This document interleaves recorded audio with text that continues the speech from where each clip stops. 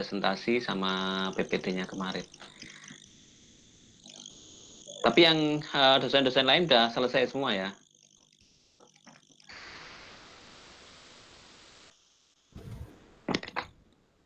Siap ya, Pak. Iya. Jadi nanti itu mungkin kita buat untuk UAS saja. Yang apa? Yang peta kerentanan. Tapi saya tidak akan bahas itu untuk kali ini. Nanti di akhir saja kalau ada yang mau kita bicarakan untuk itu. Nah, sekarang begini. Sebagai gambaran Anda, kalau kita membicarakan iklim maritim dengan iklim non-maritim, artinya kan ada perbedaan. Nah, perbedaan itu kira-kira kalau menurut pendapat Anda sekalian, itu seperti apa? Maritim vs non-maritim.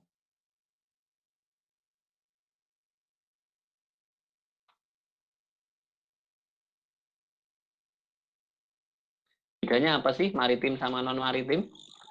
Kalau dari persepsi iklimnya ya, bedanya apa? Ada pendapat? Dari segi cakupan wilayahnya, Pak. Cakupan wilayah Kajiannya gitu, Pak. Bukan, kita kalau membicarakan iklim kan artinya dia masuk variabel yang kita kaji ya. Siap ya, Pak. Nah, kira-kira apanya yang beda? Izin, Pak. Mungkin Apa? dari saya parameter yang mempengaruhi iklim tersebut, Pak. Kan karena dari ketinggian juga berbeda, dan untuk daerah maritim pasti terdapat variabel yang mempengaruhi, yaitu angin darat dan angin laut. Oke, berarti angin ya. Satu, angin. Angin, sirkulasi angin.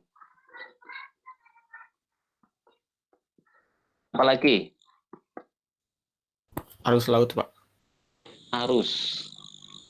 Arus itu sebenarnya agak susah ya. Jadi, kalau jelas ya, arus gelombang itu di darat nggak bakal ada. Iya kan? Arus gelombang itu nggak bakal ada. Jadi kita abaikan dulu. Itu kan sudah pasti ada di coastal, ada di laut, coastal dan laut ya. Saya lewatkan dulu, walaupun itu juga termasuk bagian dari iklim maritim ya. Apalagi kalau sirkulasi anginnya itu berbeda. Selain itu, ada lagi nggak?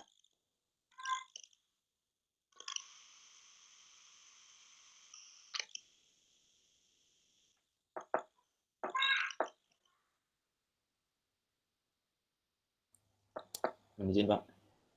Ya, silakan. Suhu udara dan kelembapan mungkin bisa, Pak. Temperatur dan RH. Bisa menambahkan keterangannya, suhunya kira-kira seperti apa? Kalau misal di maritim mungkin untuk suhu darat itu mungkin akan lebih tidak terlalu ekstrim gitu, Pak, perbedaannya, karena kan disokong oleh efek dari suhu laut di sekitarnya, Pak. Artinya temperaturnya cenderung hangat ya? Ya, betul, Pak. Nah, kalau RH bagaimana? Kalau RH-nya akan lebih tinggi, Pak. Mungkin lebih banyak karena penguapan yang terjadi di lautan sekitarnya akan lebih banyak daripada lautan yang sedikit dengan maksudnya daripada wilayah yang sedikit wilayah airnya.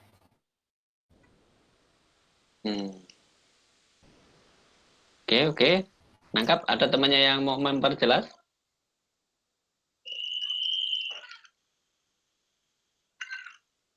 Tadi pendapat tadi sudah masuk akal, jadi mungkin kalau di tepi pantai, maka dia RH-nya cenderung ya lebih stabil, karena stabil agak tinggi maksudnya, karena memang dia dapat pasokan uap air misalnya. Itu masuk akal juga. Oke, ada lagi? Angin sudah, suhu RH sudah, RH sudah.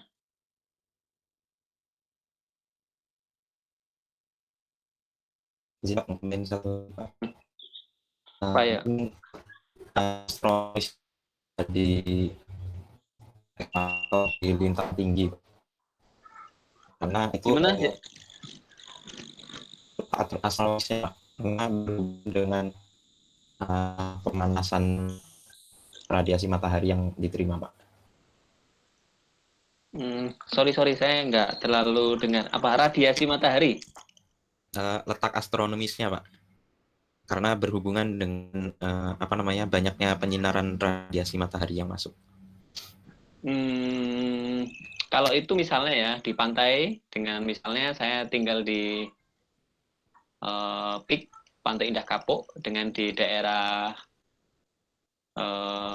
ya mana ya, misalnya seperti Serengseng atau Lenteng Agung atau UI, kira-kira penyinarannya sama tidak? Mohon izin Pak, karena itu masih sekitaran ekuator, jadi kemungkinan sama. Mungkin kalau misal dibedakan dengan maritimnya di ekuator dan maritimnya di lintang tinggi mungkin akan berbeda Pak. Iya ya, misalnya ya, saya tinggal di pantai mana tuh? Pantai Shanghai misalnya. Terus kemudian dari situ saya ambil jarak katakanlah 20 atau 30 kilo dari pantai Shanghai. Beda? Kalau itu kurang tahu Pak saya Pak. Kira-kira. Kira-kira Gak apa-apa. 20 km ya. Kemungkinan masih belum Pak, kalau misal dikaitkan dengan suhu. Nah, artinya posisi lintang itu kan lebih ke pembagian iklim yang zonasi ya, yang cakupan lintang itu besar. Nah, saya sini akan membicarakan tentang variabel-variabel iklimnya. Jadi sudah langsung mengerucut ke topik-topik variabelnya. Jadi skalanya agak kita kecilkan, Pak. Siap, Pak. Kalau kemarin nih, ya. Kira-kira apa lagi? Jadi kalau kita pengamatan itu ya ada arah dan kecepatan angin. Iya, apa? Izin Pak, dari saya ada tutupan awan Pak. Oh, jadi, cloud coverage ya. Cloud. Ya, gimana? Seperti yang konsep monsoon juga kan dulu terdapat lompatan Pak. Jadi karena pemanasan juga nanti hubungannya, apalagi yang di daerah daratan yang di tengah-tengah kan pemanasannya lebih cepat Pak. Nanti banyak konvektif, awan konvektif. Jadi mungkin berbeda dari segi tutupan awan. Mungkin itu Pak. Oke, masuk akal. Jadi tutupan awan atau cloud coverage mungkin berbeda. Nah, tugas kita itu nanti untuk membuktikan. Membuktikan apanya yang berbeda. Nanti saya akan bagi menjadi 13 kelompok. Kan semuanya 26 ya.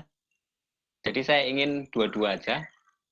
Jadi nanti kita buktikan. Nah, nanti tergantung wilayahnya. Kita tentukan ya. Oke, kira-kira selain tutupan awan, ini sirkulasi angin, oke, ini sepertinya sangat jelas. Lalu suhu dan RH, jadi ada suhunya mungkin di pantai lebih hangat dan RH-nya lebih tinggi. Ini kan semua, anggaplah saya ngomong lah ya, saya ngomong, oh gini-gini. Nanti kita akan buktikan. Itu betul tidak. Nah, siapa tahu ini bisa menjadi topik penelitian salah satu di antara kalian kan bisa juga. Oke, apalagi? Jadi kalau kita pengamatan itu N, DDFF. N itu cloud coverage, DD itu FF, arah dan kecepatan angin. Terus temperatur, di sana ada temperatur bola basah, bola kering. Kemudian ada tekanan, ada hujan, terus ada jenis-jenis awannya juga, gitu kan? Lalu ada durasi matahari, lalu ada juga intensitas matahari. Durasi matahari itu kita ngukurnya pakai Campbell-Stokes, sedangkan intensitas itu pakai solarimeter ya, jadi actinograph bisa juga, ya kayak gitulah kira-kira. Nah, kalau di maritim biasa ditambah pasut, tapi saya akan keluarkan itu di topik ini karena kemarin kan kita sudah bahas itu, termasuk link datanya sudah saya berikan. Kalau Anda mau ngolah nggak apa-apa. Nah, ini sekarang Mas mengerucutnya ke parameter cuaca atau iklim. Ada lagi? Hujannya sama kah? Kira-kira menurut Anda? Izin Pak, berbeda Pak. Berbeda. Kira-kira hujannya gimana nih? Izin Pak, menurut saya banyak itu Pak, faktor topografi mempengaruhi curah hujan Pak. Kalau misalkan di daerah maritim kan pesisir itu kan lebih rendah Pak, dan juga otomatis berbeda dari yang daerah pegunungan, dan juga daerah pegunungan pun di lereng sama di lembahnya pun berbeda juga curah hujan. Jadi mungkin menurut saya berbeda sih Pak. Oke, jadi mungkin berbeda. Mungkin ada yang mau nyanggah? Oh, enggak, sama. Berarti enggak usah diteliti. Jadi anggap hujannya beda. Tapi secara logika, itu kemungkinan ada perbedaan. Kemungkinan. Saya enggak menyatakan pasti, nanti kita olah dulu ya. Ada lagi selain hujan? Kalau jenis awan bagaimana? Misalnya jenis awannya kalau di pantai lebih banyak cumulus, di gunung lebih banyak cirrus, atau seperti apa? Kira-kira gimana?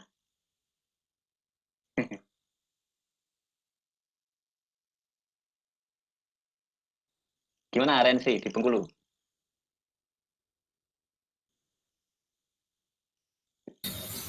Izin Pak, apakah suara saya terdengar? Oh, terdengar. Eh, Selain dari curah hujan, kalau untuk jenis-jenis awan, ada juga perbedaan antara maritim atau pesisir, sama di daerah pegunungan. Gimana Rensi? Mungkin berbeda atau tidak? Berbeda Pak, untuk jenis-jenis awannya berbeda antara pegunungan dan pesisir Pak. Jadi menurut Rensi berbeda. Rensi tinggal di mana? Pantai atau gunung? Ada dua Pak. Maksudnya tinggal di pantai Kalau dan gunung? pantainya. Kalau rumah yang di daerah pegunungan, kalau sekarang lagi tinggal di daerah pesisirnya Pak. Nah, kalau kamu tinggal di pegunungan, itu awan yang sering kali kamu lihat awan apa?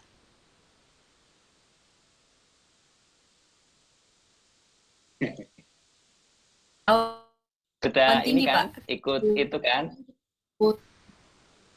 Oh, tinggi awannya.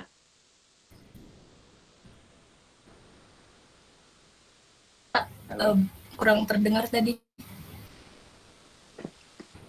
Tinggi apa? Menurut ketinggiannya. Jadi kalau di gunung mungkin lebih rendah gitu kah?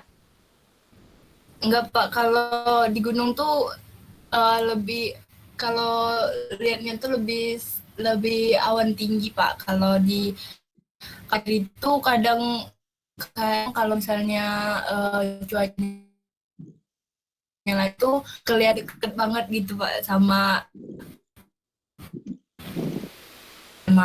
darat. Pernah saya lihat Pak. Oke, ini menurut pengalamannya Rensi. Jadi karena kebetulan Rensi rumahnya di daerah perbukitan atau gunung Kerinci kali ya. Kemudian sekarang tinggal di Bengkulu, di kotanya, sehingga Rensi paling tidak sering bolak-balik dan dia menyimpulkan ada perbedaan. Itu seperti itu. Bisa jadi. Saya tampung semua, bisa saja itu terjadi kan. Jadi jenis awan itu nanti bisa tingginya atau jenis-jenisnya, apakah dia cumulus, cirrus, atau stratus dan seterusnya. Nah, kalian mungkin akan lebih mahir kalau kalian sering mengisi yang itu, STMKG Weather Care itu, yang di Bitly itu, yang sering dibagi. Jadi itu sebenarnya untuk latihan juga buat Anda. Jadi Anda latihan, masukkan di situ pengamatan, ada hujan atau tidak. Dan datanya kalau misalnya Anda butuh, saya akan kasihkan. Kebetulan saya kan yang bertanggung jawab di situ kan. Dan saya akan usahakan itu berlanjut terus walaupun sebenarnya sekarang sudah selesai, tapi saya ingin agar itu berkelanjutan dan datanya selalu ada. Pengamatan cuaca sukarela. Dan kalau perlu itu juga Anda ajak teman-teman Anda, anak-anak SMA di sekitar Anda, atau mungkin siapa saja itu boleh mengisi. Jadi untuk menyadarkan kita bahwa cuaca kita ini perlu diamati dan perlu data dukung yang cukup banyak. Oke, saya sudah dapat. Nah, kalau tekanan bagaimana? Tekanan sama atau tidak? Izin Pak. Gimana Rehan? Ya, oh ya, silakan Hilmi. Hilmi dulu. Izin Pak, kalau tekanan tuh yang beda, kalau menurut saya tekanan vertikalnya Pak. Soalnya kan di pesisir tuh dataran rendah, yang besar tekanan vertikal. Sebenarnya kalau tekanan itu nanti ini kok. Pada saat kita mengukur tekanan, nanti itu disesuaikan dengan min sea levelnya. Jadi kalau misalnya ya, Anda ada di stasiun tebing tinggi misalnya, dan ada temannya Anda misalnya di stasiun Medan misalnya, di Balai Medan misalnya. Itu kan jaraknya elevasinya kan perbedaannya cukup tinggi ya. Atau misalnya ada yang mengamati di daerah mana ya, Gunung Kerinci kah, atau Gunung Semeru kah, yang paling tinggi di Indonesia, atau Jayawijaya yang 5.000 meter, itu kalau kita hanya mengukur tanpa kemudian kita adjust menurut standar kita, kalau di meteorologi itu kan kita standarkan dengan min sea level sama standar di tempat tersebut. Ada QFF dan QFE.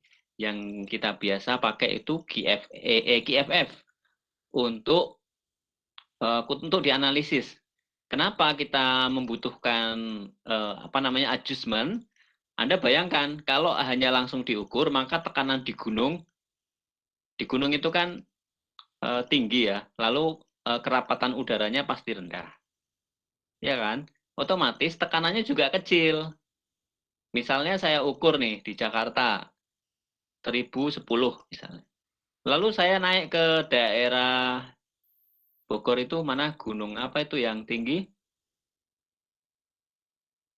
Daerah Bogor itu yang tinggi-tinggi lah. Gunung Pangrango, Pak.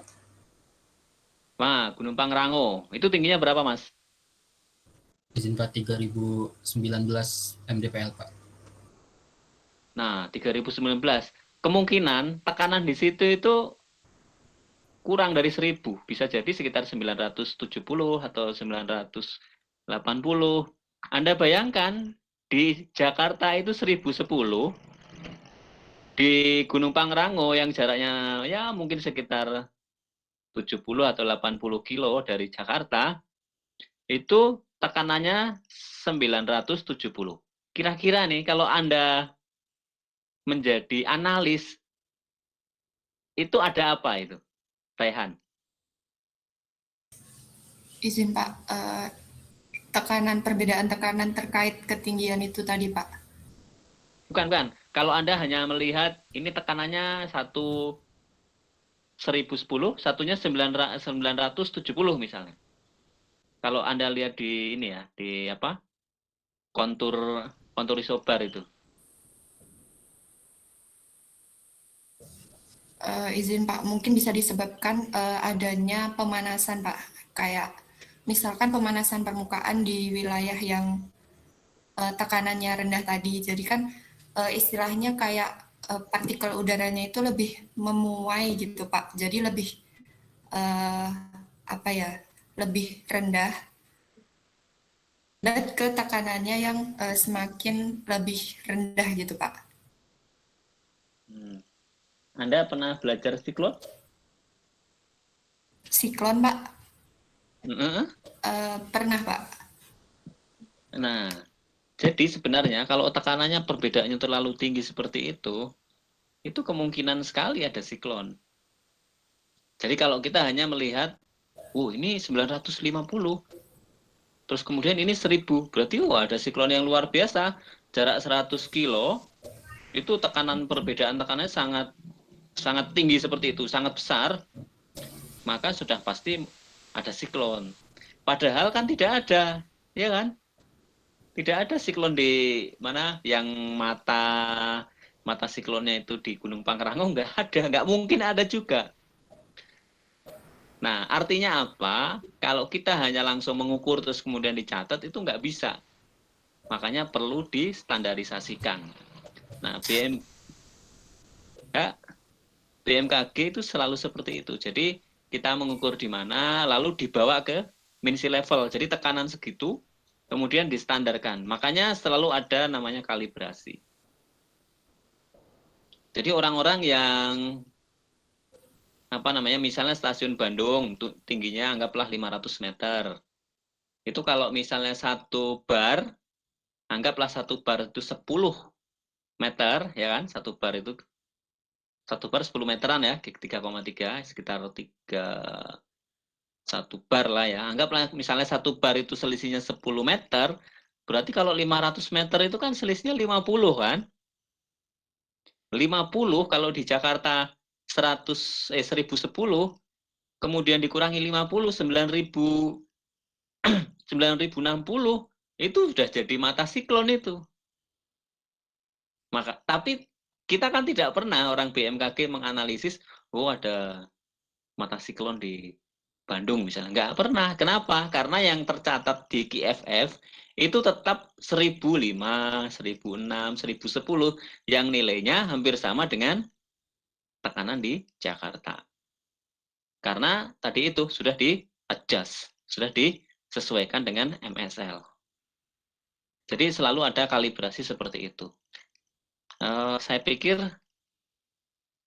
teorinya Anda harusnya sudah tahu ya.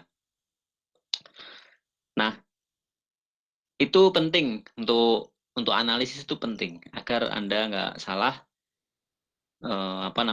ini ada perbedaan. Kemudian Anda analisis, wah ini berarti mungkin panas banget sampai kemudian enggak seperti itu.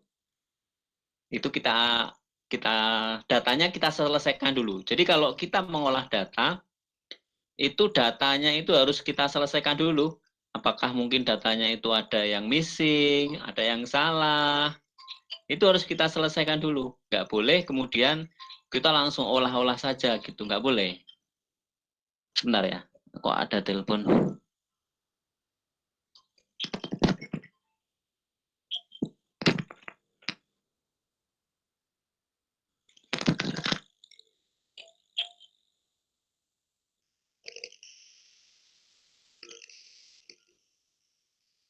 Halo? Halo?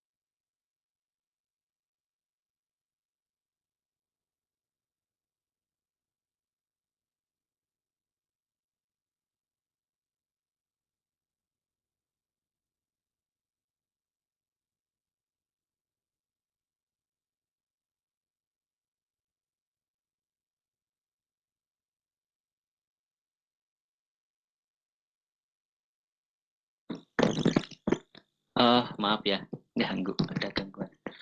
Saya lanjutkan lagi. Jadi seperti itu. Kalau menganalisis, maka sebenarnya teori pengamatan itu sudah harus Anda lewati ya. Jadi sebelum melakukan analisis, maka teori pengamatan dan sebenarnya prakteknya itu Anda sudah lewati. Makanya dulu kalau zaman saya itu PKL itu ya biasanya di stasiun. Jadi di stasiun kita belajar pengamatan, praktek lah. Nah, sedangkan teorinya memang kita dapatkan di kampus.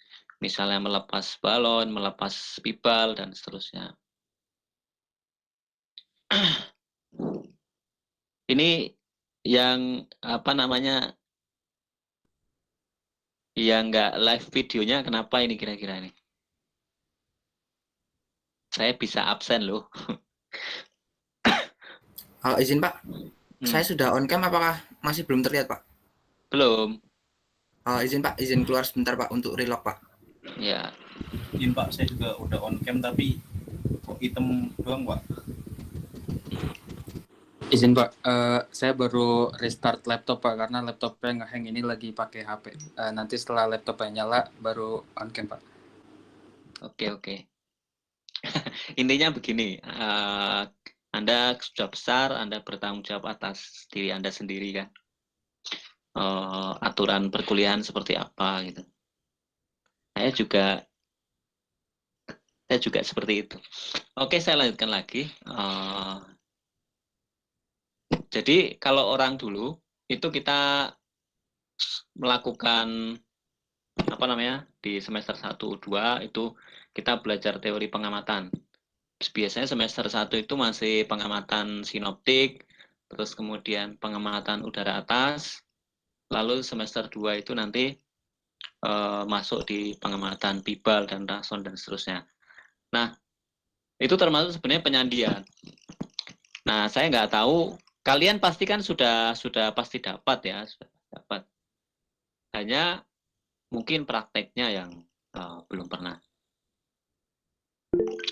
Untuk apa namanya, untuk menjadi lancar ya tentunya Anda harus di stasiun. Jadi untuk menjadi lancar, karena kan kodenya harus dihafal ya, banyak. Misalnya kode hujan, kode present weather itu kan ada 100. Kemudian untuk cloud itu ada cloud-nya sendiri, ada 10, jenis awan rendah dan menengah sama 40. Jadi total 40 dan seterusnya. Anda harus hafal itu kan, termasuk kondisi-kondisi, misalnya kalau pengamatan pakai manual, sandinya apa, pengamatan pakai otomatis, sandinya apa. Itu kita harus dapatkan di stasiun, karena kalau di stasiun kita akan dapat itu, dan itu menjadi keseharian kita. Makanya kalau ada taruna langsung penempatan di pusat, itu mereka nggak punya pengalaman apa-apa sebenarnya. Bahkan untuk analisis kondisi real saja, mereka belum tentu punya sense of forecastingnya, belum tentu punya. Kadang-kadang orang hanya, wah bikin hujan, terus kemudian dia tinggal ngopi-ngopi gitu. Tapi saya ingin mengetuk pada hati Anda. Apakah Anda tidak terbayang ya, misalnya begini, kita mengeluarkan perakiraan musim misalnya. Ini musimnya di awal musim itu bulan Oktober misalnya. Terus kemudian hasil perakiraan Anda itu dipakai oleh orang, ya anggaplah satu Indonesia. Mereka taat. Ternyata perakiraan itu salah. Kira-kira kan selama ini kan BMKG juga nggak pernah dimintai pertanggungjawaban secara ini ya, secara mungkin didesak di PR atau apa namanya, didesak secara hukum gitu kan. Itu kan belum pernah. Tapi setidaknya begini. Walaupun itu tidak pernah, setidaknya kita harus bertanggung jawab. Setidaknya ada hati, oh saya melihat perakiraan saya kok ternyata masih ada yang salah. Dari yang salah itulah Anda koreksi, Anda bikin, diilmukan gitu loh, di catatan-catatan itu yang kemudian menjadi ilmu yang bisa kita wariskan ke adik-adik kelas Anda nantinya. Jadi kalau hanya sekedar membuat terus Anda tinggal pergi, kenapa juga bisa gini ya? Kenapa Anda harus kuliah tinggi-tinggi? Kerjakan kalkulus 1, fisika 1 sampai 4. Ya kan? Kebutuhannya apa sebenarnya? Kan nggak ada kan? Nggak ada. Karena apa? Karena cukup Anda lihat model. Di sini hujan. Di model itu kan sudah kelihatan. Anginnya sekian. Anginnya sekian, ini sekian. Nah, itu kan sudah ada. Kalau hanya sekedar melihat itu, ya mungkin anak-anak SMK atau mungkin anak kuliah yang komputer itu sudah cukup bisa. Nah, makanya yang bisa Anda tambahkan itu apa? Karena zaman sekarang itu sudah terotomatisasi. Jadi begitu ada misalnya ya, saya punya sedikit ilmu meteo. Lalu saya gandeng orang yang ahli komputer, ahli IT, saya suruh menghitung. Ini ngitungnya gini caranya. Lalu saya tampilkan di web. Terus di webnya itu Anda sebagai seorang D3 sarjana terapan, kemudian melihat itu hanya sekedar angka-angka. Oh, di Bengkulu hujan, di Purworejo mungkin mendung, di Sumedang mungkin lagi gerimis dan seterusnya. Kan ada itu angka-angkanya. Terus Anda langsung, oh berarti di Purworejo itu hujan. Kalau hanya sekedar melihat itu, jadi misalnya melihat map, lalu Anda terjemahkan hanya sekedar angka yang ada di peta yang sudah digambarkan di model, maka apa gunanya kita kuliah terlalu tinggi-tinggi? Toh orang lain juga bisa melihat. Nah, ini ada satu pengalaman ya, saya tambahkan sedikit. Di tahun 2020, saya kan kebetulan pulang dari tugas belajar, saya kembali ke kantor saya di Potrek. Nah, di sana itu ada anak bukan lulusan STMKG dari S1 umum, bahkan S1 biologi. Nah, kendala di daerah itu biasanya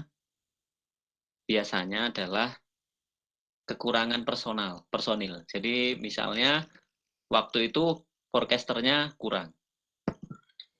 Nah, karena forecasternya kurang dan orang itu tadi basicnya sudah sarjana, lalu oleh BMKG dibuat SK-nya itu adalah SK PMG ahli, artinya levelnya sudah sama kalau Anda lulus itu sama.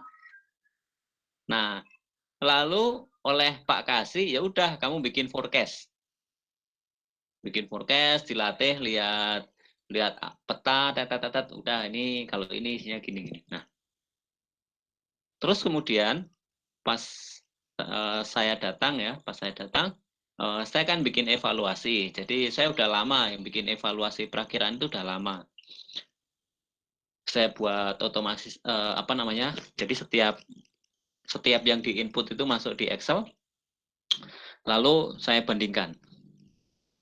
Ternyata dibandingkan dengan teman-teman lain yang basicnya ada yang STR, ada yang AMD ya, yang D3, ternyata nilainya paling tinggi itu adalah orang yang lulus di sarjana tadi itu, sarjana biologi. Kira-kira gimana perasaannya Mas Tegar kira-kira?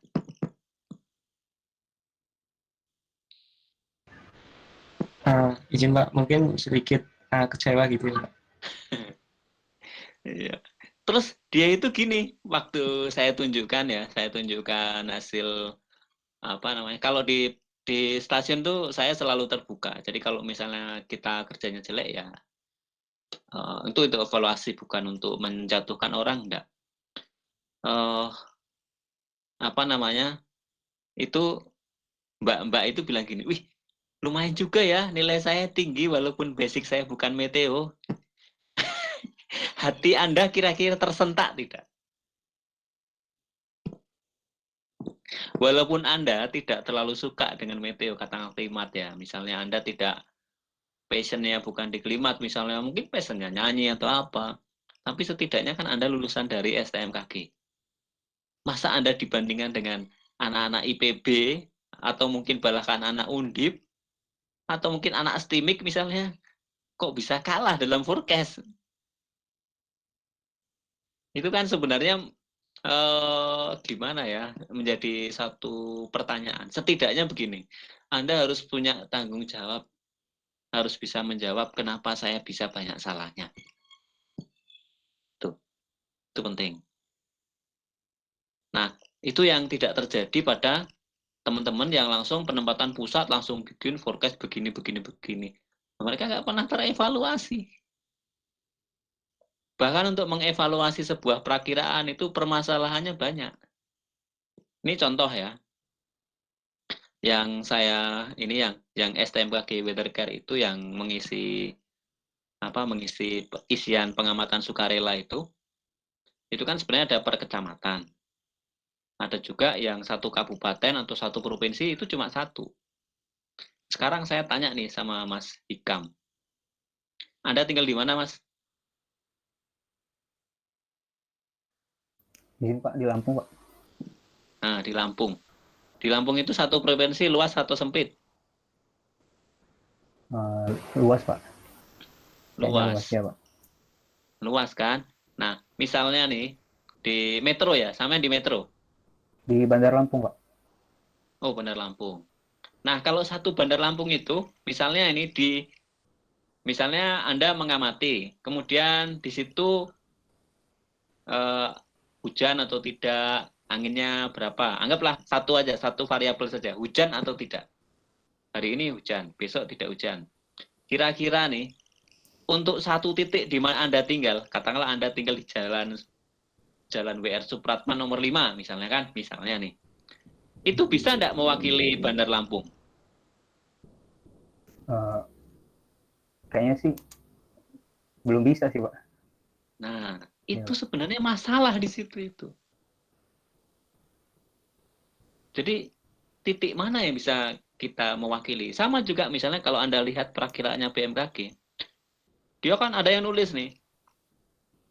Oh, Bandar Lampung temperaturnya 24 sampai 30. Ya kan? Nah, pertanyaannya gini, ini yang 24 dan 30 ini di seluruh Bandar Lampung atau di daerah-daerah dekat gunung gitu loh. Kalau di kota itu kemungkinan kan 24 derajat itu kemungkinan kecil karena apa? Di kota biasanya lebih panas kan. Ada heat island kan? Ada heat island. Panas seperti itu. Nah, permasalahan itu sebenarnya sangat banyak. Jadi untuk membuat sebuah evaluasi itu dibutuhkan usaha yang cukup luar biasa sebenarnya. Nah, setidaknya Anda sebagai lulusan STMKG tentu harus memiliki rasa itu untuk mengevaluasi kerjaan kita itu bagus atau tidak. Kalau saya itu punya prinsip seperti ini dulu ya, tapi karena saya itu bukan kasmet, bukan juga kasih, jadi saya nggak bisa nyuruh orang.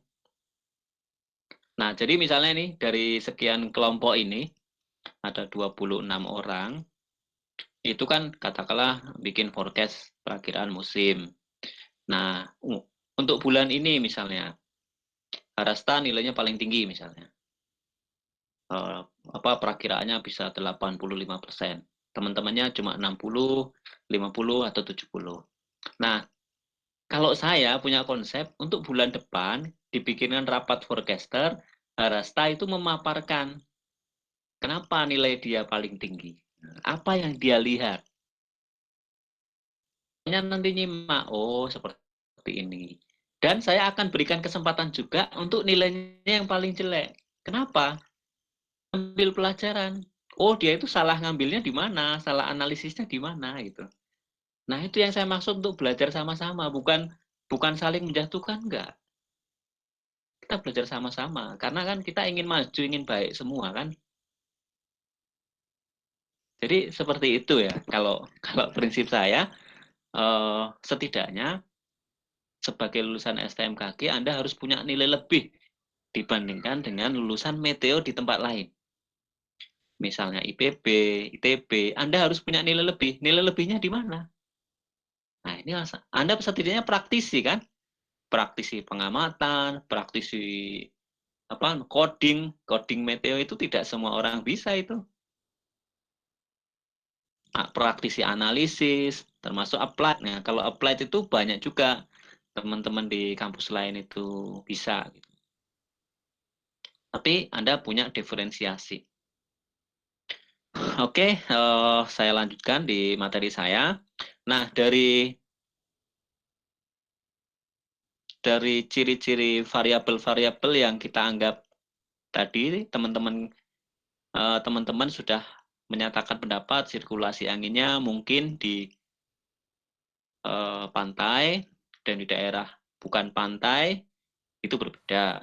Temperatur juga begitu, RH juga begitu, tutupan awan juga begitu, hujan juga begitu, jenis awan juga begitu. Mungkin ya. Nah, saya ada sedikit PPT. Saya ada sedikit PPT, saya buat. Ini sebenarnya saya buat dalam bentuk paper, tapi bukan paper yang sudah terbit. Terbit tapi di buletin stasiun sih. Sudah terlihat? Siap sudah, Pak. Siap, sudah, Pak. Nah, jadi saya menggunakan R ya. Jadi bukan MATLAB, bukan Python, tapi saya menggunakan R. Karena saya familiar aja sama R. Nah, dalam sebuah analisis tentu kita harus tahu karakter dari wilayah yang kita akan analisis. Misalnya Makassar ini kan saya ambil wilayahnya Makassar. Kenapa Makassar? Karena kebetulan saya kerja di sini lama, datanya ada, dan ini hanya sampel ya. Dan kotanya juga berkembang sangat cepat, penduduknya itu semua dari Sulawesi, terutama Sulawesi Tengah, Sulawesi Tenggara, kemudian juga daerah timur itu banyak sekali yang merantau ke Makassar. Jadi penduduknya sangat cepat berkembang, termasuk wilayahnya. Nah, ini wilayahnya ada 175,77 km persegi. Di sana ada 11 pulau yang masuk di wilayah Makassar. Tapi yang hijau-hijau ini aja, ada banyak pulau yang masuk di wilayah Kabupaten Pangkep. Terus kemudian topografinya sebenarnya tidak terlalu tinggi, sekitar 25 meteran yang paling tinggi itu. Lalu temperaturnya cukup hangat. Nah, yang saya terkait dengan topik kita, maka kan ini wilayahnya, ini yang di warna merah buletan ini adalah stasiunnya. Jadi stasiunnya itu betul-betul di pinggir pantai. Jadi setiap hari teman-teman di stasiun maritim Makassar itu memang melihat pantai itu terus-menerus. Nah, ini stasiunnya itu ada kalau di Sulawesi Selatan, ini pantainya ini menghadapnya ke arah timur.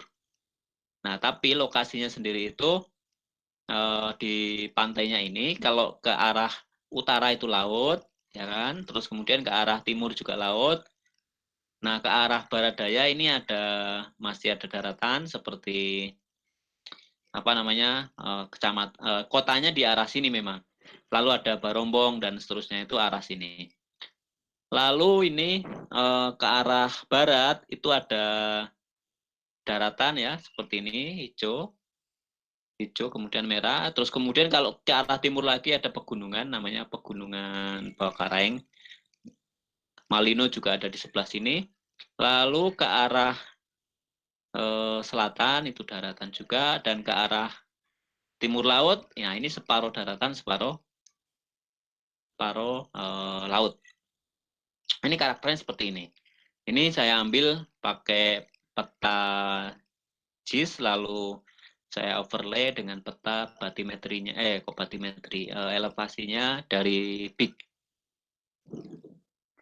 Nah, apa yang tadi disebutkan kondisi angin. Nah, ini saya buat pinrus.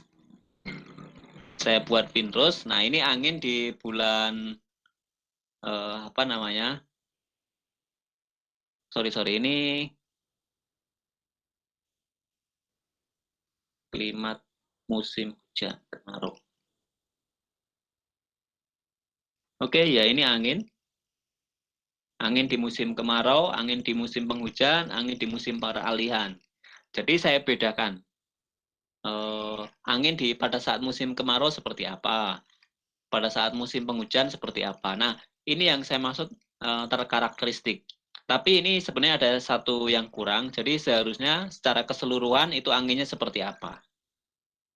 Kalau kita kan sering membagi ya, angin di musim hujan sama musim kemarau.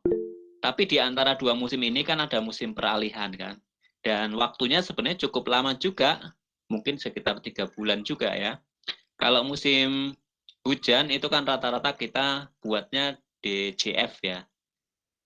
Desember, Januari, Februari, dia puncaknya di situ. Nah, di antara itu bisa dianggap peralihan. Peralihan itu bisa banyak hujannya seperti yang sekarang, di bulan November sudah banyak hujannya, Oktober juga banyak hujannya. Kita saya masukkan ke situ. Nah, kita bisa lihat kalau di Makassar, dari windrose-nya itu kelihatan sekali ya. Windrose-nya, arah anginnya itu kelihatan kan, dari dia cenderung di dua arah terus sepanjang tahun. Dari baratan dan timuran. Nah, kalau kita lihat karakteristik dari tempat itu, tempat kita datanya diolah, tempat data itu diambil, maka memang ya cocok karena di sini kalau misalnya angin laut, maka kan dari barat atau utara ya kan, atau timur laut. Sedangkan angin darat itu cenderung dari timur atau tenggara. Nah, ini angin max-nya. Nah, beda dengan angin rata-rata, angin max itu beda. Karena angin max itu hanya diambil angin paling tinggi pada saat satu hari. Jadi misalnya satu hari itu kan kalau di form 48 yang di form sinop itu dicatat setiap hari, setiap jam. Dicatat setiap jam dan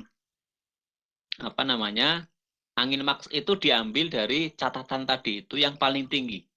Atau bisa jadi di antara jam-jam itu. Jadi misalnya kita ngamati jam 1, terus kemudian jam 2. Nah, di antara jam 1 atau jam 2 tadi itu ada angin paling tinggi. Yang tadinya itu 25, kemudian misalnya meningkat jadi 45.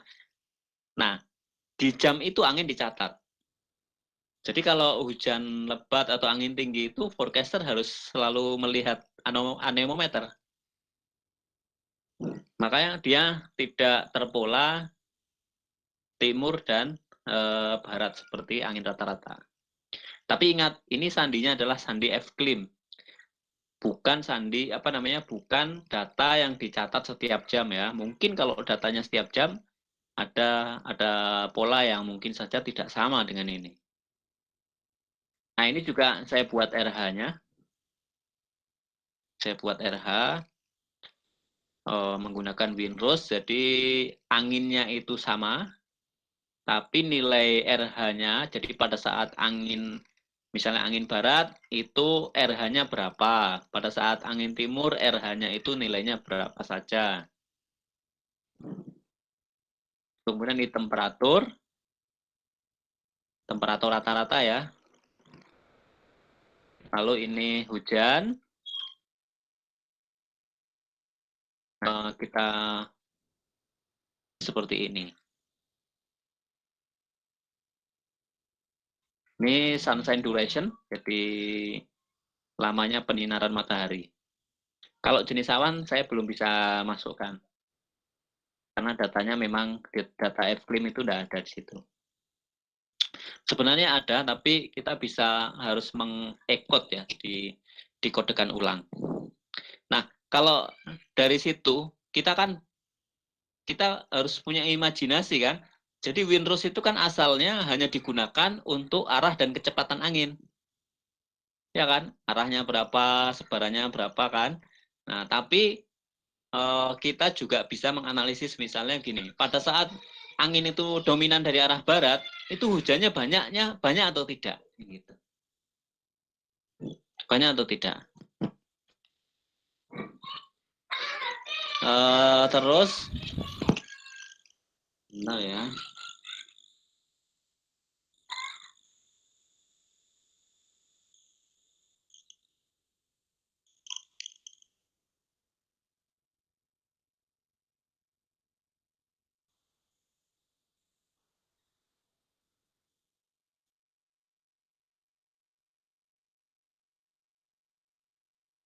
Sebenarnya saya sudah buatkan videonya, tapi videonya kok kualitasnya nggak terlalu bagus. Kita membuatnya ya.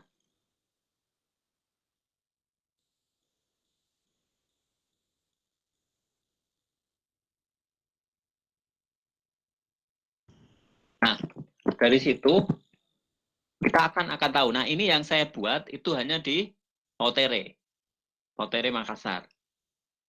Nah, nanti tugasnya Anda, karena ini adalah pelajaran iklim maritim pesisir, maka tugasnya Anda adalah untuk mengkarakterisasi apa sih bedanya parameter variabel iklim di daerah pantai dan daerah yang bukan pantai.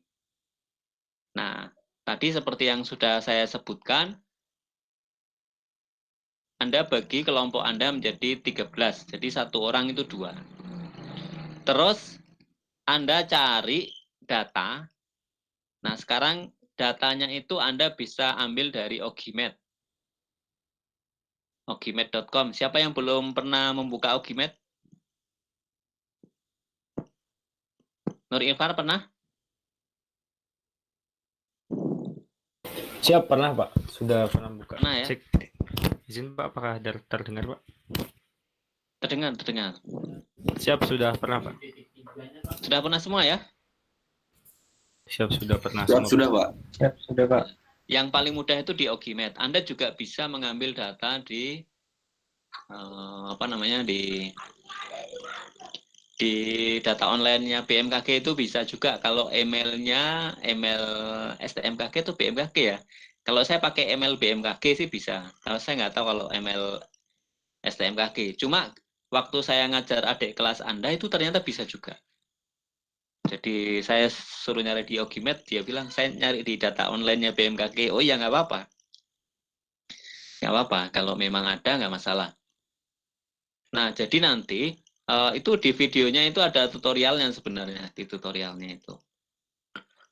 Anda lihat dulu, nanti kalau nggak bisa nanti saya tambahkan lagi. Jadi nanti pilih 2 kota atau 2 tempat, satunya di dekat pantai, satunya di daerah yang agak jauh dari pantai. Ini misalnya di Medan. Di Medan Anda pilih misalnya stasiun Teluk Bayur, terus kemudian stasiun mana yang dekat. Jadi Anda nanti hitung ya jarak. Anda bisa pakai Google Map. Anda hitung jarak stasiun itu dari pantai. Misalnya satunya itu jaraknya 1 kilo. Terus yang kemudian yang satunya lagi itu jaraknya 20 kilo. Nah, itu berbeda tidak? Gitu, nanti kita akan mengolah datanya, kita akan tampilkan grafiknya, itu berbeda atau tidak? Itu. Jadi dipilih nanti dari dari Aceh sampai ke Papua. Anda pilih aja pasangan misalnya ya. Kalau saya itu paling gampang tuh di Makassar. Makassar ada 2 stasiun yang tercatat di Ogimed misalnya. Itu stasiun Pautere 97182 itu Pautere, lalu stasiun Mandai, stasiun Hasanuddin itu 97180.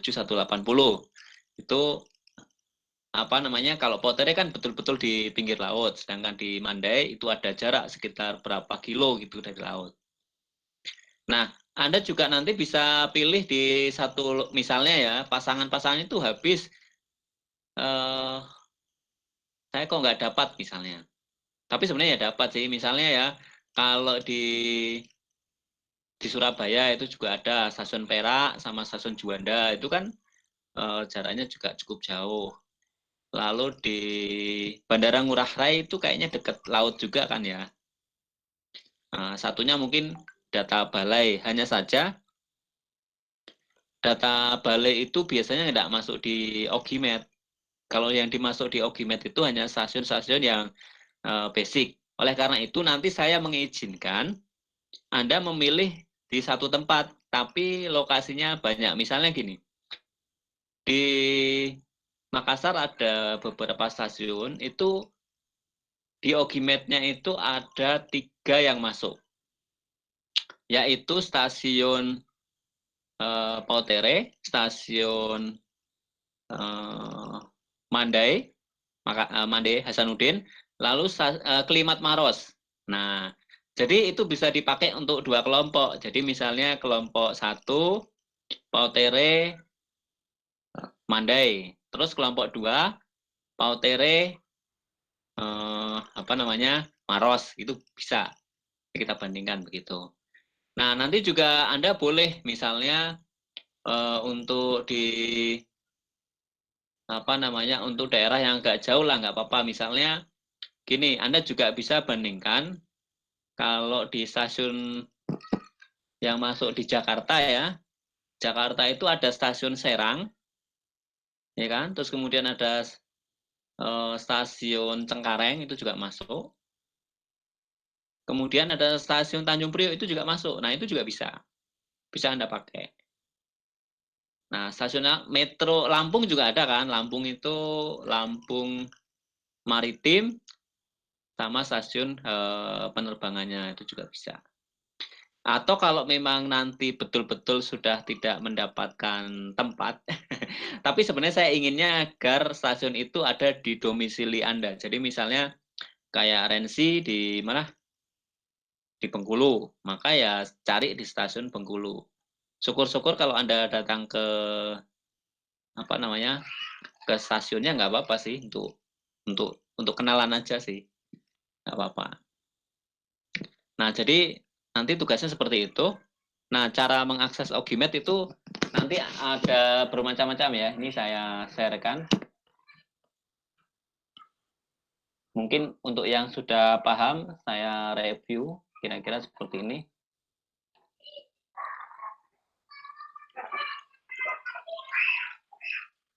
Ini di Ogimed. Saya Ogimed. Lalu Anda klik di English version. Nah, di sini ada country summaries. Country summaries saya send. Ini Indonesia. Nah, Anda tentu harus tahu nih Sabang dengan Lok Semawe. Jadi nanti yang penting adalah Anda hitung jarak dari pantai berapa, terus kemudian kalau jaraknya 10, jadi tidak harus yang di pinggir pantai banget, karena mungkin kalau untuk yang di pinggir pantai banget ya nggak terlalu banyak. Misalnya hanya ada di Jakarta, ada Surabaya, terus kemudian Semarang, lalu Makassar, jadi mungkin tidak terlalu banyak. Oleh karena itu saya membolehkan katakanlah yang penting ada jaraknya, jarak dari pantai 10 kilo atau 30 kilo itu boleh. Dengan yang di gunung misalnya itu boleh. Nah, ini misalnya saya ambil stasiun Sabang. Stasiun Sabang itu kodenya 96001. Nah, saya klik kanan ini yang pakai daily summaries. 96001. Saya ambil Januari misalnya.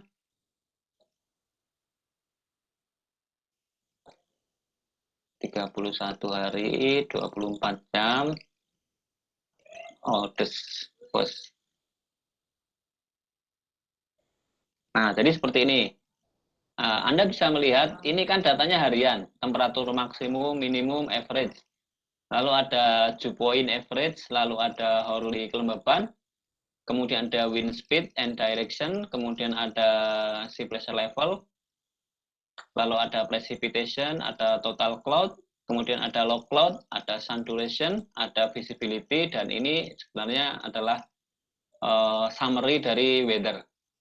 Nah, kalau Anda klik ini yang di tanggal, lalu klik kanan, Anda akan mendapatkan seperti ini. Nah, ini adalah data yang dikirim setiap 3 jam. Di sini ada temperatur, ada dew point, ada RH, terus kemudian ada Tmax. Ini kayaknya yang Tmax ini butuh analisis khusus ya. Lalu ini ada arah angin. Jadi arah angin itu tentu Anda harus konversi. Di video sebenarnya sudah saya berikan cara mengkonversinya.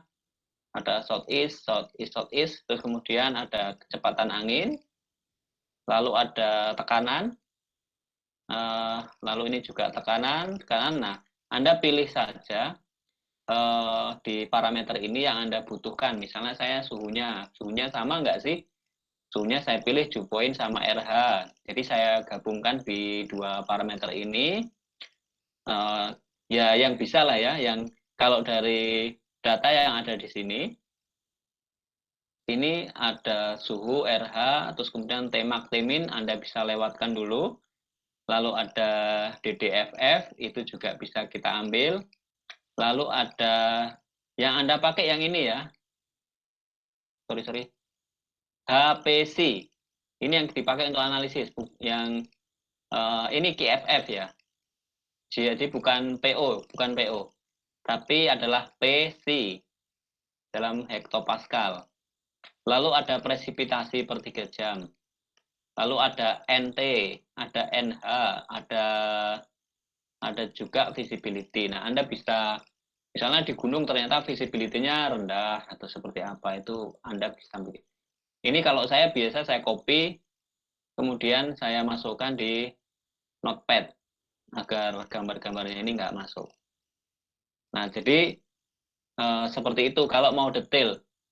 Jadi kalau yang ini Anda bayangkan, kalau ini 1 hari langsung dikasih arah anginnya adalah east southeast. Nah, sementara di sini belum tentu east southeast. Siapa tahu east southeast itu misalnya dominannya itu adalah southeast untuk jam 9. Jam 9 itu selalu southeast. Jadi nanti kalau kita menggambarkan karakter angin laut atau angin darat, maka kelihatan sekali pada saat jam 9 misalnya, itu anginnya selalu dari arah sini gitu. Itu kelihatan sekali. Kalau datanya bisa per 3 jam, tapi saya tidak mengharuskan. Kalau pakai data harian, ya sudah nggak apa-apa, data harian saja nggak apa-apa. Karena ini kan hanya latihan. Oke, dari sini ada yang mau didiskusikan?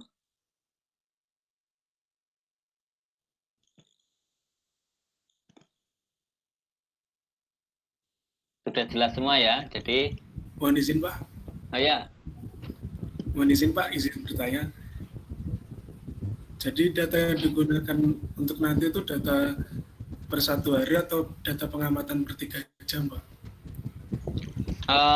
Anda boleh membuat per 1 hari. Boleh. Tapi kalau Anda bisa membuat per 3 jam, itu akan lebih baik. Nah, minimal datanya setahun ya. Jadi agar kita kelihatan di bulan Januari seperti apa, Februari seperti apa, gitu. Ada, terus kemudian kita bikin global. Jadi 1 tahun dihitung itu apakah wilayah ini kelihatan polanya monsun atau tidak. Terus kemudian kalau kita hitung bulanannya seperti apa. Gimana Mas Rai? Tapi kalau Anda mau detail misalnya, wah saya mau detail, ya tentu saja saya akan menghargai effort seperti itu. Karena pendetailan itu nanti akan Anda dapatkan ilmu yang lebih. Karena apa? Anda akan tahu betul, ini daerah sini ternyata di jam-jam ini bisa kita deteksi ini angin lautnya. Terus kemudian bagaimana pengaruh angin laut atau angin darat pada saat terjadi monsun. Nah, itu kan menarik sekali. Jadi kalau sampai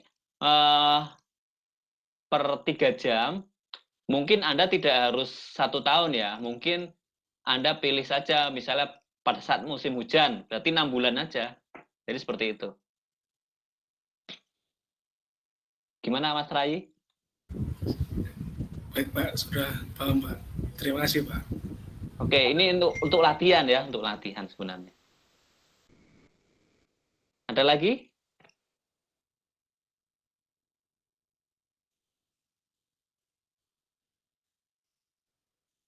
Kalau tidak ada, berarti saya anggap sudah cukup. Izin Pak. Oh iya, masih ada loh. Izin bertanya, tapi ini mungkin agak di luar dari pembahasan sih Pak. Menurut Bapak itu untuk angin itu kan arahnya beda-beda ya Pak. Maksudnya kecepatannya beda sama suhu. Kalau misal dari pagi sampai sore kan banyak. Jadi di rata-rata bisa. Nah, kalau misal angin ini untuk mengambil sampel 1 hari itu tuh apakah harus di rata-rata hanya jam ya Pak? Itu harus diambil full atau cukup hanya ambil 1 jam tertentu aja Pak untuk sampel gitu Pak? Jadi tergantung kita mau membuatnya seperti apa. Kalau yang ini yang kita bahas ini kan Winrose. Winrose itu sebenarnya kita tidak menghitung tidak menghitung rata-rata sebenarnya enggak. Jadi dia itu pengamatannya gini, angin dari barat. Nanti dia bikin turus. Angin dari barat itu di pengamatan ada 100. Nah, lalu yang kecepatannya 1 sampai 3 knot itu ada 20 misalnya. Terus kecepatan 3 sampai 7 knot ada 10 misalnya. Jadi tidak menghitung jumlah, Mas. Tapi kalau Anda mau menghitung misalnya begini. Ini ya misalnya angin dalam 1 hari rata-rata benerannya itu berapa? Nah, maka karena angin itu adalah besaran vektor, ya kita menghitungnya vektor. Jadi kan di situ kalau dalam pengamatan kan ada arah dan kecepatan angin, ya kan? Nah, Anda hitung di arah di sumbu X berapa. Jadi FF cos DDD kan gitu. Lalu di jam selanjutnya dihitung lagi FF cos DDD, ditambahkan, lalu kan itu menjadi X kan. Nah, lalu ditambahkan itu sudah X-nya sudah, Y-nya juga dihitung. FF sin DDD. Lalu ditambahkan semua, lalu dari situ baru kita kembalikan lagi ke resultannya. Resultannya kan berarti kita akan pakai rumus Pitagoras. Sedangkan sudutnya ya dihitung sebagaimana arkestan Y per X. Jadi resultan Y dibagi resultan X. Lalu Anda kembalikan lagi ke sudutnya. Jadi kalau kita menghitungnya seperti itu. Nah, perhitungan seperti itu biasanya kalau kita mau membangun bandara, Mas. Jadi kalau membangun bandara udara itu perhitungannya seperti itu. Jadi betul-betul dihitung resultan anginnya. Izin Pak, berarti misal kita mau analisis 30 tahun berarti di rata-ratanya itu berdasarkan komponen anginnya ya Pak. Kalau misal zonal di rata-rata zonal dulu, terus meridional baru dibuat resultannya tadi Pak. Iya, seperti itu. Itu nanti di laporan klimat kayaknya juga begitu itu. Jadi ada sandi klimat yang dilaporkan setiap bulan. Itu kayak gitu. Jadi ngitungnya ribet. Jadi dihitung itu. Kalau misal kita mau analisis tapi cuma ambil sampel misal dari 00 UTC doang gitu bisa nggak Pak? Kalau maksudnya 00 UTC tok gitu, Anda nggak ngambil di jam yang lain? Maksudnya ya ditentukan gitu Pak, karena kan misal yang data yang tersedia itu angin per jam gitu Pak. Nah itu karena 24 jam dimungkinkan kebanyakan, terus kita ambilnya cuma di jam tertentu gitu, kira-kira bisa nggak Pak? Kalau datanya 24 jam ya mending diambil semua. Jadi misalnya Anda punya data nih 24 jam. Anda boleh menghitung 1 bulan aja nggak apa-apa. Jadi 1 bulan itu Anda bikin windrose-nya itu boleh kalau 1 jam. Karena kan 1 jam dengan data 24 jam, 1 bulan, 1 bulan aja boleh. Karena 1 bulan kalau datanya itu per jam kan lumayan banyak. Jadi untuk ambil sampel 1 jam doang itu nggak masalah ya Pak? Bisa 1 jam ya jangan. Kalau Mual. satu bulan itu per jam. Kalau misalnya Anda hanya katakanlah ya jam 7 saja, jam 7 saja ya jam 7 pagi, terus ya Anda kesimpulannya cuma jam 7 saja. Jadi angin di jam 7 kayak gitu. Tapi masalahnya kan hidup ini tidak hanya hidup di jam 7 kan. Iya. Kita hidup di ada jam 8, jam 9 sampai kembali ke jam 6. Oke, siap-siap. Makasih Pak. Iya. Jadi begitu ya kalau datanya harian, Anda 1 tahun lah ya. Kalau datanya per 3 jam, ya Anda boleh 6 bulan, nggak apa-apa. Kalau yang per jam boleh sebulan. Agar kita sebenarnya kelihatan polanya. Karena kan Anda nanti mengerjakan di 2 stasiun, dua stasiun.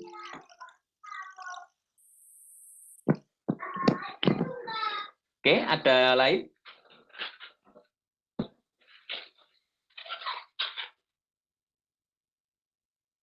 Ada yang lain? Oh ya, ini saya sebenarnya udah upload videonya. Videonya sih bagus ya, tapi kok begitu saya upload kan resolusinya masih rendah. Itu di situ disebutkan processing in HD. Jadi saya pakai ini ya, pakai R. Terus kemudian di situ ada ada tool yang memang bagus sekali untuk mengkarakteristikkan suatu daerah dengan variabel yang variabel meteorologi, terutama yang terkait dengan arah dan kecepatan angin itu yang saya buat itu dalam bentuk windrose. Tapi Anda juga bisa membuat dalam bentuk diagram Pi. Diagram Pi ya. Diagram Pi itu diagram yang bentuk persentase, bentuknya buletan itu. Itu juga sangat menarik. Nah, kalau Anda jago visual, maka nanti datang kembali. Akan bagus kalau Anda nanti menekuni itu di bidang data science. Jadi sekarang itu termasuk orang yang gajinya paling besar itu di data science ya. Data science dan terutama dalam bidang visual. Jadi orang punya data banyak, diolah, terus kemudian ditampilkan. Kalau Anda mau lihat data secara visual yang bagus, itu ada website namanya Visual Capitalis. Visualcapitalis.com. Itu dia menampilkan perbandingan misalnya ya perusahaan Apple dengan Microsoft itu menggunakan grafik, menggunakan gambar, dan itu sangat menarik itu. Saya sampai sekarang banyak hal di data visual kapitalis itu, di visual kapitalis itu yang saya juga ini gambarnya gimana gitu. Karena agak susah dia, profesional banget ya. Nah, Anda pernah bayangkan enggak kira-kira nih perusahaan sekarang di dunia ini paling gede perusahaan apa? Anda pernah baca? Izin Pak. Ya. Mungkin Tesla Pak. Tesla ya. Anda pernah baca ini kapitalnya Tesla berapa? Izin Pak, saya hanya melihat dari itu sih Pak, raihan orang terkaya versi Forbes Pak. Forbes ya. Nah, kalau di visual kapitalis itu, Anda bayangkan, sekarang di perusahaan teknologi ya, teknologi yang paling besar itu sekarang kan termasuk ada Microsoft, kemudian Apple, lalu Amazon ya kan? Amazon, mungkin juga Tesla juga ya. Nah, Anda ingin tahu ya, sekaya apa dulu Belanda ya? Saya juga kaget-kaget sebenarnya. Jadi ternyata kalau menurut di visual kapitalis itu, jadi kalau kita gabungkan perusahaan-perusahaan teknologi yang besar-besar saat ini seperti Apple, Microsoft, termasuk Tesla dan seterusnya, itu digabungkan berapa puluh perusahaan yang gede-gede itu sebanding dengan VOC. Anda tahu VOC? VOC itu company itu yang jajah Indonesia. Jadi ternyata VOC itu sangat kaya, bayangkan. VOC itu sangat kaya dan jualnya rempah-rempah ya, zaman dulu. VOC itu sangat kaya. Jadi saking luar biasanya, saya coba perlihatkan bagaimana cara menampilkan di visual kapitalis itu.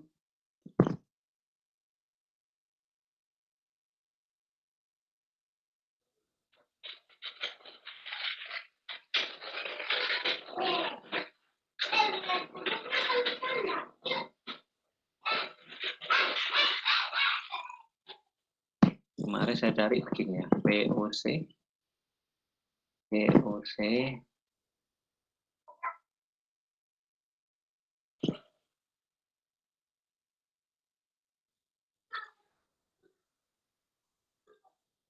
Anda bisa melihat ini?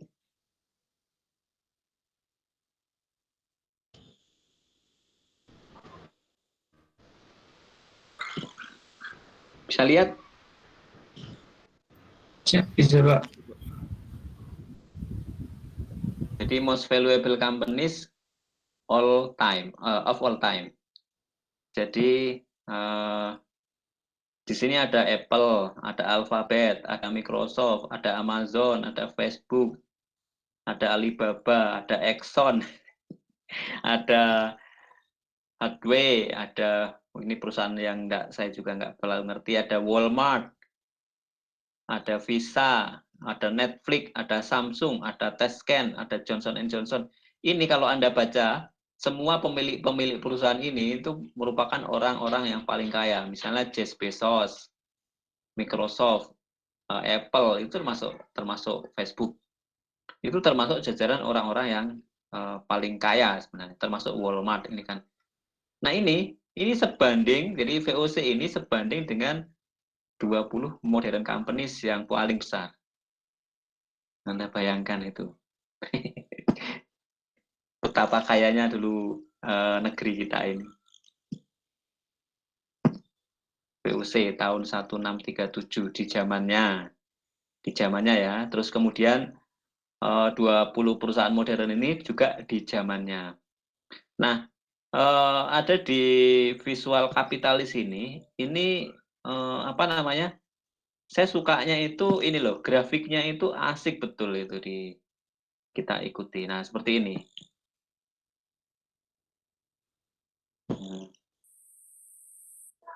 Kalau saya bikin sebenarnya masih sangat kasar ya, saya bikin diagram Pi, ini kan diagram Pi ya.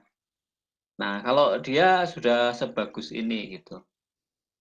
Di sini judulnya kan mobil traffic worldwide, jadi visualisasi, jadi di traffic itu apa sih yang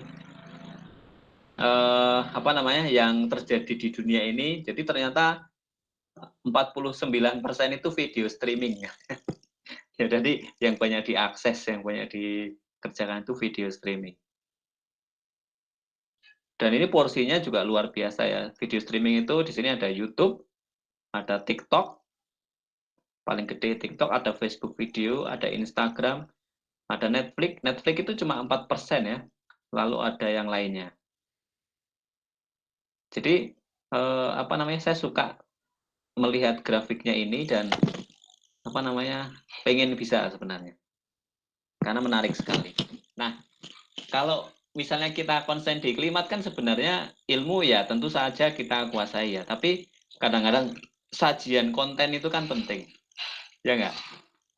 Jadi Anda misalnya memperkirakan perakiraan musim, nah menampilkan kontennya itu kan juga untuk menarik perhatian orang agar itu dibaca dan diperhatikan itu juga penting. Oke, ada lagi yang mau ditanyakan?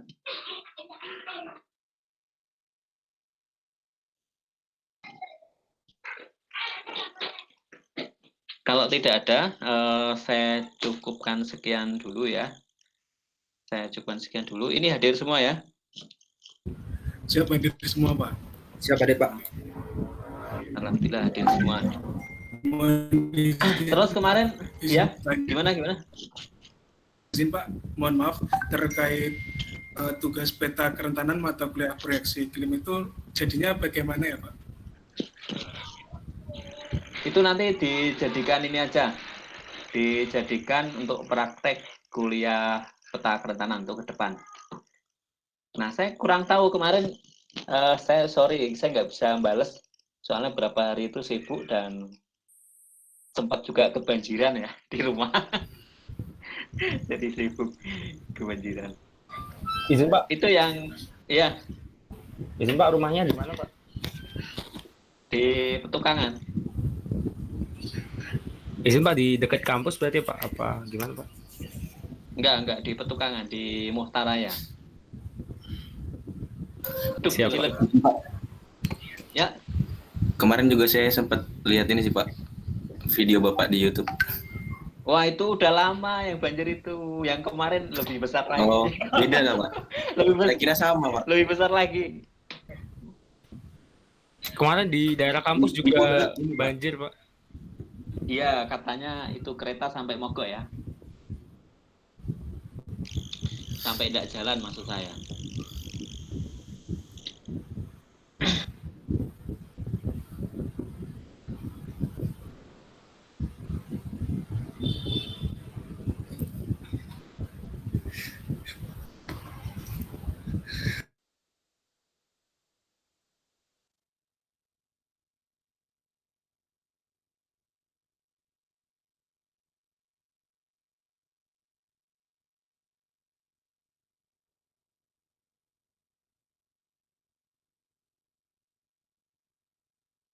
Izin Pak, masih di mute Pak. Kemarin saya nggak membalas keluhan Anda apa namanya di peta kerentanan itu karena itu tadi masih sibuk. Terus ini apa yang ini kemarin kan ini ya saya bilang ke Anda kalau tidak ada datanya Anda karang sendiri kan apa namanya peta. Maksudnya ini sekarang karena sepertinya kalau dibuat itu nanti terlalu lama. Jadi nanti ujian UTS-nya itu yang kemarin saja. Untuk yang ini nanti saya pikir lebih bagus kalau ini ya. Kalau kita buat untuk UAS saja ya, untuk UAS saja. Jadi UAS-nya kita cicil dari pertemuan besok ya, pertemuan ke-8 sampai nanti terakhir lah. UAS-nya. Jadi nanti keluhan-keluhan kita tampung, kita besok kita kerjakan saja pelan-pelan ya. Kira-kira apa sih yang datanya nggak ada?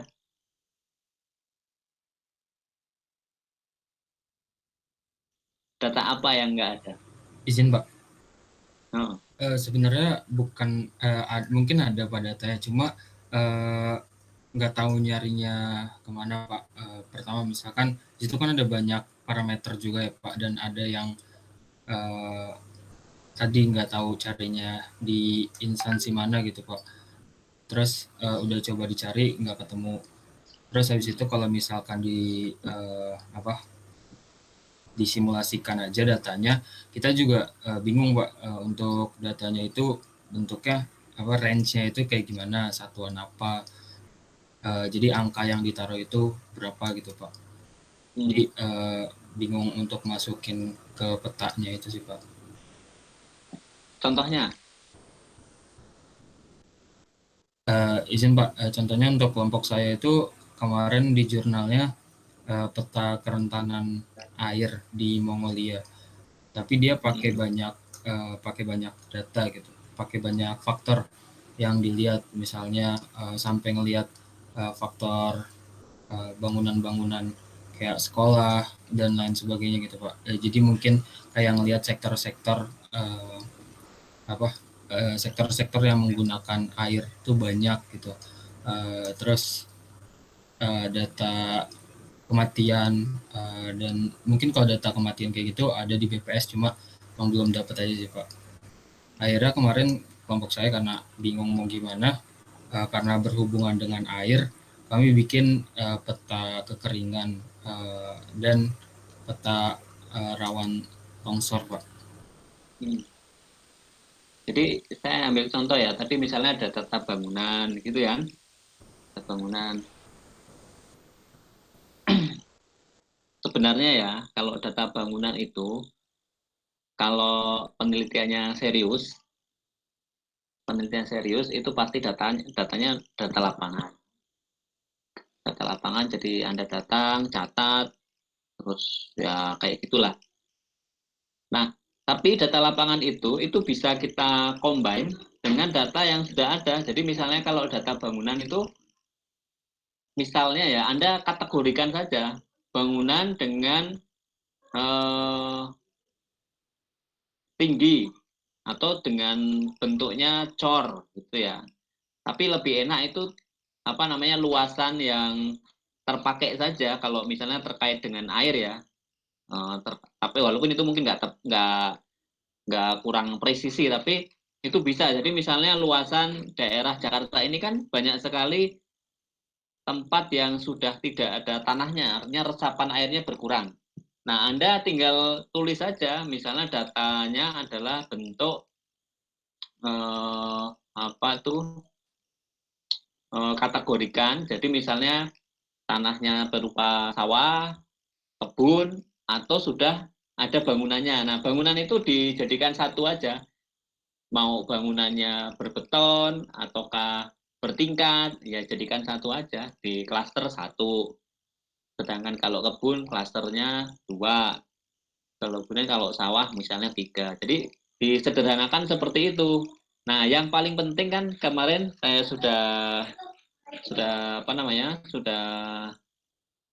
sampaikan, yaitu alasannya. Misalnya gini, kenapa saya kasih kalau beton itu 3 misalnya. Sedangkan kalau kebun itu 2, sedangkan sawah itu 1 misalnya. Kalau dari resiko kerentanan kan, alasan saya kalau beton kan berarti di sini sudah mengambil resapan air, ya kan?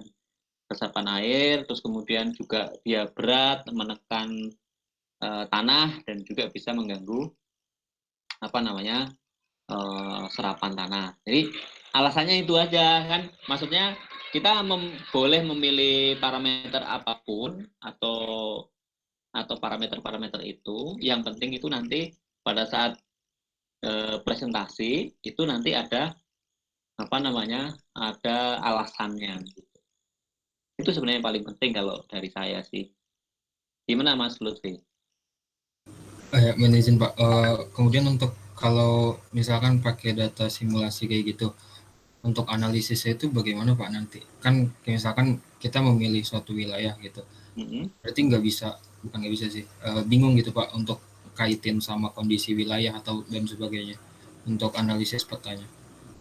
Kalau analisis itu kan dari map yang pertama ya, dari tadi kan sudah ini bangunan ini analisisnya begini. Lalu kalau yang jadi analisis baru itu kan kalau Anda sudah mengoverlay dengan indeks yang lain, misalnya di situ dicampur dengan hujan, lalu ditambahkan dengan jumlah penduduk kan begitu. Nah nanti kan keluarnya itu cuma satu indeks. Nah jadi setelah itu misalnya gini, kalau kita angka yang paling tinggi adalah angka yang paling rentan, overlay, daerah yang indeksnya nilainya tinggi itu daerah yang rentan gitu loh. Nah, sedangkan kategorinya ini sangat rentan, ini luar biasa rentan. Nah, itu nanti setelahnya Anda bisa buat kriteria sendiri Misalnya saya buat kriteria 3 aja. Rentan, sedang, sangat rentan. Itu aja. Tidak rentan, rentan, dan sangat rentan misalnya. Ya nggak apa-apa. Kan nggak harus kriterianya sampai 5 atau 10 itu nggak apa-apa. Yang penting kita sederhana, sama kayak BMKG. BMKG membuat waspada, awas. Itu kan sebenarnya nilainya sendiri itu langsung ditentukan. Tapi sebenarnya begini, langsung tentukan nggak apa-apa, tapi harus ada kajian selanjutnya. Sama kalau nanti Anda membuat indeks kerentanan, itu tetap nanti ada kajian lanjutan. Apakah indeksnya itu cocok? Gitu loh. Nah, ternyata dia cocok dengan kondisi lingkungan, cocok dengan jumlah korban di masyarakat, dan seterusnya. Itu bisa saja terjadi. Itu butuh kajian lagi. Gimana Mas Lutfi? Siap, Pak. Oke, ada lagi? Izin Pak. Ya. Izin Pak, mungkin untuk kelompok 5 itu masalahnya di metodenya Pak. Soalnya kelompok 5 itu kan metodenya Global Climate Risk Index. Nah, sedangkan ketentuan dari Bapak itu kemarin wilayahnya di Indonesia Pak. Sedangkan untuk metode ini khusus untuk global Pak. Anda tidak bisa breakdown. Izin Pak. Sebentar ya.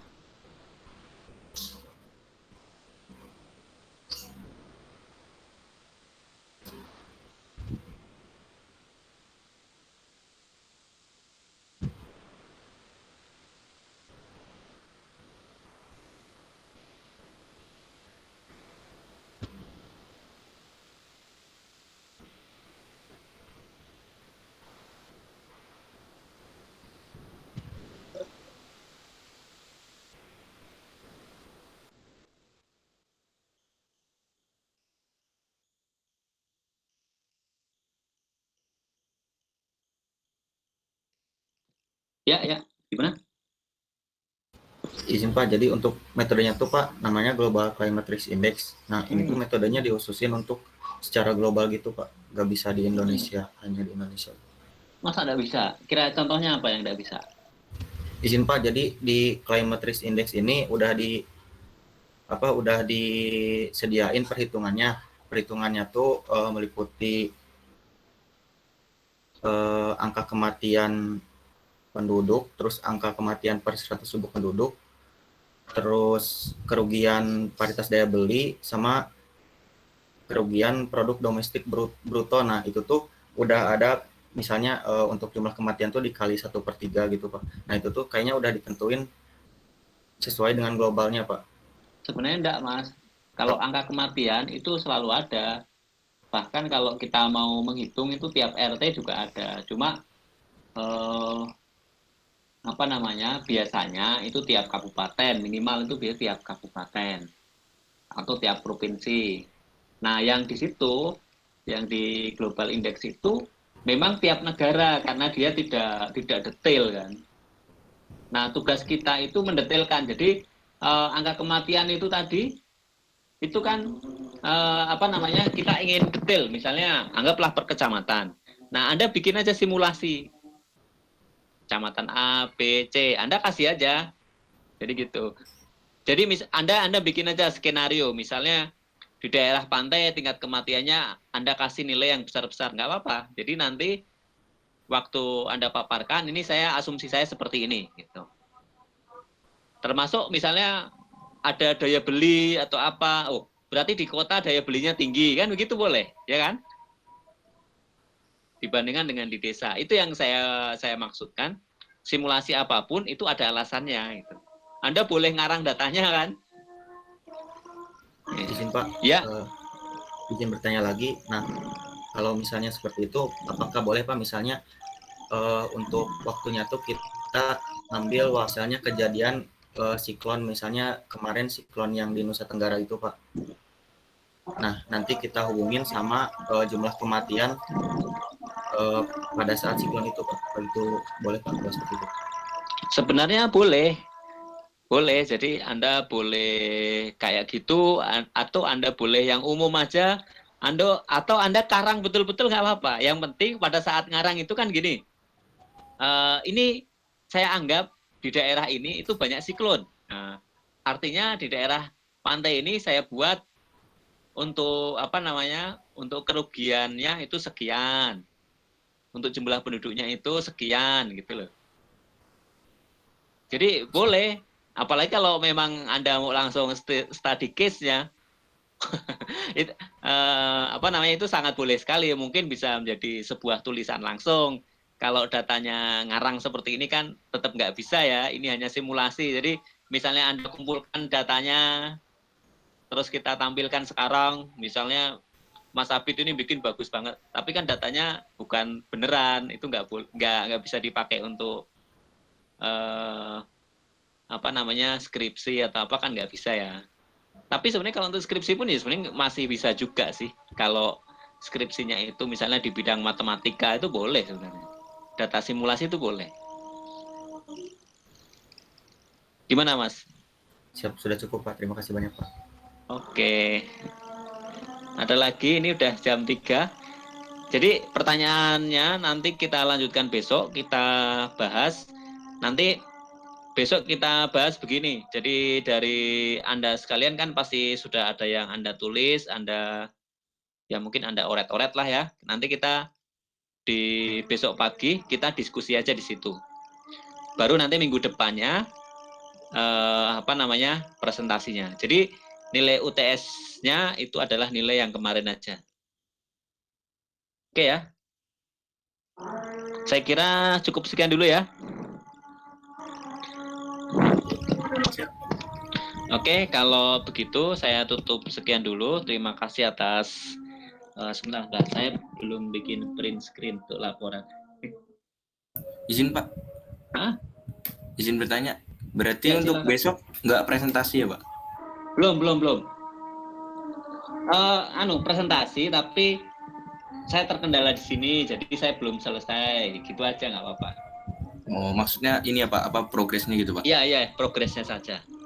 Nanti mungkin 1-2 pertemuan itu kita bahas progres. Setelah pertemuan selanjutnya baru kita presentasi beneran. Oke. Oh ya, besok ada yang ikut wisuda? Izin Pak, maksudnya wisuda itu panitia atau bagaimana Pak? Panitia. Siap saya Pak. Oh ya. Cuma kamu sendiri? Kalau yang di lapangan auditorium, iya Pak, saya sendiri Pak. Sama beberapa, tapi kelas lain Pak. Auditorium BMKG? Iya, jadi ada 2 skema Pak, hybrid. Itu satu dari auditorium BMKG itu hanya taruna-taruni terbaik tiap prodi. Kemudian yang selain itu dari virtual Pak, dari link Zoom seperti itu Pak. Teman-teman di sini wajib hadir undangan tidak? Kalau itu masih perlu koordinasi lebih lanjut Pak. Cuman memang beberapa pihak nanti akan ada surat DL-nya Pak. Oke. Kalau soalnya gini, saya inginnya itu besok tetap kuliah. Jadi nanti Anda termasuk Mas Nurifan absen aja ya, absen sebentar, misalnya nanti sih, pokoknya absen, maksudnya ngisi gitu loh di absensinya itu.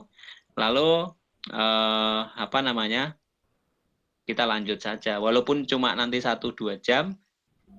Soalnya nyari hari lagi itu susah kan. Izin Pak. Jadi seperti itu. Jadi untuk wisuda tanggal 18 Pak. Oh, bukan besok? Ya, jadi ada memang pengunduran jadwal Pak. Di awal skenarionya memang seperti itu tanggal 11. Cuman karena jadwal Ibu BMKG itu sedang ada isolasi mandiri Pak dari luar negeri G20 kemarin, akhirnya dari panitia juga mengundurkan sampai tanggal 18 itu Pak pelaksanaan. Oh gitu ya. Ya, cuman memang gladinya bertahap Pak. Jadi 16, 17, 18 itu rencana dari panitia akan mengadakan gladi Pak.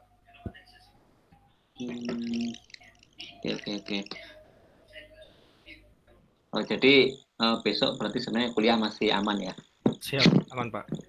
Cuman izin Pak, mungkin beberapa waktu dekat ini akan ada surat DL juga Pak, karena dari Pak Ketua meminta untuk pembuatan video profil STMKG yang baru Pak, karena kampusnya juga baru dan nantinya target akan ditampilkan saat pelaksanaan wisuda nantinya. Oke, yang penting Anda kasih tahu gitu. Maksudnya gini, kalau Anda sering izin, kan itu mempengaruhi perkalian nilainya. Makanya saya lebih suka Anda datang, absen, terus kemudian kalau Anda ada aktivitas DL ya udah DL. Jadi nanti absennya tetap masuk gitu. Siap Pak, izin Pak, mungkin dari saya bisa Pak untuk ikut kuliah juga. Cuma nanti untuk interaksi, mohon maaf kalau dari saya nanti agak kurang Pak, seperti itu Pak. Ya, nggak apa-apa, nggak apa. Jadi walaupun nggak interaksi, Anda yang penting masuk, izin, itu saya izinkan. Karena prinsip saya itu, kenapa saya mempersusah orang. Orang saya juga nggak ingin disusahkan orang kan. Yang penting, kalau orang Jawa itu tembungnya jelas, itu aja. Baik Pak, terima kasih Pak. Oke ya, sekian dulu. Kita lanjutkan besok diskusinya. Mudah-mudahan Anda semua, kita semua bisa sehat semua, sehat lancar semuanya. Sekian dulu, kurang lebihnya kalau ada kata yang salah, saya minta maaf. Assalamualaikum warahmatullahi wabarakatuh. Selamat sore. Selamat sore Pak. Terima kasih Pak. Oke, saya tutup ya. Siapa?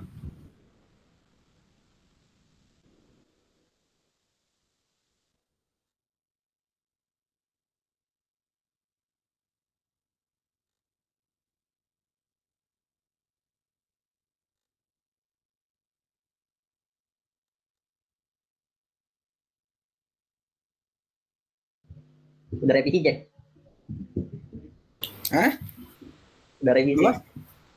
Udah. Revisi. Udah. Ya tinggal dikit aja. Ngumpul. Apa? Kagak ngumpul. Mau dikumpul apa nih, Mang? Terserah sih aku. Jumat lah, harus gimana, Cok? Tema. Lah emang lu pada belum dapat tema? Wahyu wes rampung ya, wes selesai dia. Udah selesai dia, tepat itu. Tamu rajin anjing, revisinya susah. Jumat kita bimbingan gak sih?